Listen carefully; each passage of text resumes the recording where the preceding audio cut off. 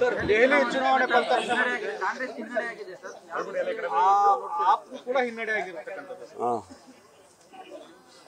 ಏನು ಇನ್ನೂ ರಿಸಲ್ಟ್ಸ್ ಎಲ್ಲ ಕಂಪ್ಲೀಟ್ ಆಗಲಿ, ಆಮೇಲೆ ಅದಕ್ಕೆ ಏನು ಕಾಮೆಂಟ್ ಮಾಡಬೇಕು ಮಾಡೋಣ. ಕಾಂಗ್ರೆಸ್ ಮತ್ತೆ ಎಪಿ ಮೈತ್ರಿ ಆಗಿದ್ರೆ ಬಿಜೆಪಿ ಇಷ್ಟು ಮಟ್ಟಕ್ಕೆ ಹೋಗ್ತಾ ಇರಲಿಲ್ಲ ಅನ್ನೋ ಒಂದು ಚರ್ಚೆ ಇದೆ ಸರ್. ಅದಕ್ಕೆ ನೀವು ಇಲ್ಲ, ವಿಶ್ಲೇಷಣೆಗಳೆಲ್ಲ ಆಮೇಲೆ ಫಲಿತಾಂಶ ಸಂಪೂರ್ಣವಾಗಿ ಬಂದ ಮೇಲೆ AICCನವರು ಮಾಡ್ತಾರೆ, ನಾವು ಇಲ್ಲಿ ಮಾಡ್ತೀವಿ. ಏನು ಯಾವ ಕಾರಣಕ್ಕೆ ಈ ರೀತಿ ಫಲಿತಾಂಶ ಬಂದಿದೆ ಅದರದ್ದು ಫ್ಯಾಕ್ಟರ್ಸ್ ಎಲ್ಲ ತಗೊಂಡೆ ಆಮೇಲೆ ಮಾತಾಡ್ತಾರೆ. ಅಲ್ಲ, ಇದೇನು ಇಂಪ್ಯಾಕ್ಟ್ ಆಗಲ್ವಾ ಸರ್ ಈ ಎಲೆಕ್ಷನ್ ರಿಸಲ್ಟ್ ಬೇರೆ ಸ್ಟೇಟ್ಗಳಿಗೆ? ಆಯಾ ಇದೆ ಸ್ಟೇಟ್ ಎಲೆಕ್ಷನ್ಸ್ಗಳಾದ್ರಿಂದ ಆಯಾ ಸ್ಟೇಟಿಗೆ ಅಲ್ಲಿಗೆ ಅಷ್ಟೇ ಸೀಮಿತ ಆಗುತ್ತೆ. ನ್ಯಾಷನಲಿ ಅದರ ಇಂಪ್ಯಾಕ್ಟ್ ಏನು ಅಷ್ಟೊಂದು ದೊಡ್ಡ ಪ್ರಮಾಣದಲ್ಲಿ ಆಗೋದಿಲ್ಲ. ಕ್ಯಾಪಿಟಲ್ ಆಗಿರೋ ಕಾರಣಕ್ಕೋಸ್ಕರವಾಗಿ ಇರ್ಬೋದು, ಎಲ್ರಿಗೂ ಗೊತ್ತಲ್ಲ ಕ್ಯಾಪಿಟಲ್ನಲ್ಲಿ ಇದು it's only restricted to only Delhi ಅಂತ. ಲೋಕಸಭೆಯಲ್ಲಿ ವರ್ಕ್ ಆದಂಗೆ ವಿಧಾನಸಭೆಯಲ್ಲಿ ಆಗ್ತಾ ಇಲ್ಲ. ಮಹಾರಾಷ್ಟ್ರದಲ್ಲಿ ಕೂಡ ಬಹಳ ಹಿನ್ನಡೆ ಆಯಿತು, ಡೆಲ್ಲಿಯಲ್ಲೂ ಅದೇ ಪ್ರತಿಯೊಂದು ನೋಡಿ, ಪ್ರತಿಯೊಂದು ಚುನಾವಣೆಯೂ ಕೂಡ ವಿಭಿನ್ನವಾಗೇ ಇರುತ್ತೆ. ಆಮೇಲೆ ಪ್ರತಿಯೊಂದು ಕೊಯಲಿಷನ್ ಮಾಡುವಾಗಲೂ ಕೂಡ ಒಂದೊಂದು ಚುನಾವಣೆಯಲ್ಲಿ ಒಂದೊಂದು ಥರ ಇರುತ್ತೆ.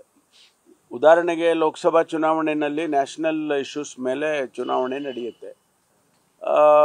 ಅಸೆಂಬ್ಲಿ ಚುನಾವಣೆಗಳು ಸ್ಥಳೀಯ ಇಶ್ಯೂಸ್ ಮೇಲೆ ನಡೆಯುತ್ತೆ. ಹಾಗಾಗಿ ಇದನ್ನು ಕಂಪೇರ್ ಮಾಡೋದಕ್ಕೆ ಭಾಳ ಕಷ್ಟ ಆಗ್ತದೆ. ಮತ್ತು ಈ ಚುನಾವಣೆ ಆಗಿದ್ದು ಇನ್ನೊಂದು 5 ವರ್ಷದ ನಂತರ ಬೇರೆ ಇಶ್ಯೂಸ್ಗಳು ಬರ್ತವೆ, ಅವತ್ತಿನ ಪರಿಸ್ಥಿತಿಗಳು ಬೇರೆ ಇರುತ್ತೆ.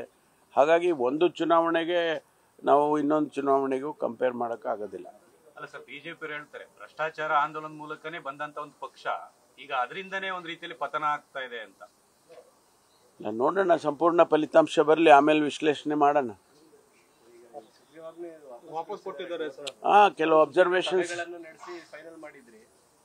ಕೆಲವು ಅಬ್ಸರ್ವೇಷನ್ಸ್ ಅನ್ನ ಹಾಕಿ ವಾಪಸ್ ಕೊಟ್ಟಿದ್ದಾರೆ. ಅದಕ್ಕೆ ಈಗಾಗಲೇ ನಮ್ಮ ಸರ್ಕಾರವು ಕೂಡ ಅದಕ್ಕೆ ಉತ್ತರ ಕೊಟ್ಟು ಮತ್ತೆ ಅವ್ರಿಗೆ ಕಳಿಸೋದಕ್ಕೆ ಪ್ರಯತ್ನ ಮಾಡ್ತೀವಿ.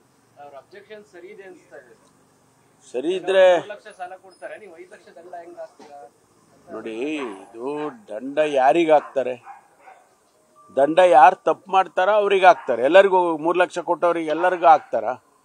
ಸೊ ಒಂದು ಅವರು ಯಾವ ದೃಷ್ಟಿಕೋನದಲ್ಲಿ ಅದರ ಅಬ್ಸರ್ವೇಷನ್ ಮಾಡಿದ್ದಾರೆ ಗೊತ್ತಿಲ್ಲ. ನಾವು ಲಾರ್ಜರ್ ಇಂಟ್ರೆಸ್ಟಿಂದ ಡೆಟರೆಂಟ್ ಆಗಲಿ ಅಂದರೆ ಆ ರೀತಿ ತಪ್ಪುಗಳು ಮಾಡದೇ ಇರಲಿ ಅಂತ ಹೇಳಿ ನಾವು ಅದನ್ನು ಪ್ರೊವಿಷನ್ ಮಾಡಿದ್ದೇವೆ. ತಪ್ಪು ಮಾಡದೇ ಇದ್ರೆ ಅದು ಬರೋದಿಲ್ಲ. ವಿಧಾನಸಭೆ ಬರ್ತಾ ಇದೆ, ಚರ್ಚೆ ಮಾಡಿ ಬಿಲ್ ತಗೊಂಬನ್ನಿ ಅನ್ನೋಂಥದ್ದು ಕೂಡ ಅಂಶ ಅದು ಅವರು ಸಲಹೆ ಕೊಟ್ಟಿದ್ದಾರೆ. ಯಾಕೆಂದರೆ ಹತ್ತಿರದಲ್ಲೇ ಅಧಿವೇಶನ ಬರ್ತಾ ಇದೆ, 3ನೇ ತಾರೀಕು ಅಧಿವೇಶನ ಮಾಡಬೇಕು ಅಂತೇಳಿ ನಾವೇನು ಅಂದ್ಕೊಂಡಿದ್ದೀವಿ, ಅಷ್ಟರೊಳಗೆ ತರ್ಬೋದು ಅಂತ. ನಮಗೇನಿತ್ತು ಅಂದರೆ ತಮಗೂ ಗೊತ್ತಿದ್ದಾಗೆ ಪ್ರತಿನಿತ್ಯ ಒಂದು ಕಡೆ ಮರ್ಡರ್ಗಳು, ಆಮೇಲೆ ಇದು ಏನೋ ಆತ್ಮಹತ್ಯೆಗಳು, ಇವೆಲ್ಲ ಕಿರುಕುಳಗಳು, ಕೇಸಸ್ಸು ಜಾಸ್ತಿ ಆಗ್ತಾ ಇದೆ. ಅದಕ್ಕಾಗಿ ನಾವು ಇಮಿಡಿಯೇಟ್ ಆಗಿ ಆ್ಯಕ್ಷನ್ ಮಾಡೋದಕ್ಕೆ ಅನುವು ಮಾಡಿಕೊಡಿ ಅಂತೇಳಿ ಮಾಡಿದ್ದು. ರಾಜ್ಯಪಾಲರು ಈ ಹಿಂದಿನ ಕೂಡ ಒಂದು 2-3 ಬಿಲ್ ವಾಪಸ್ ಕಳಿಸಿದ್ರು.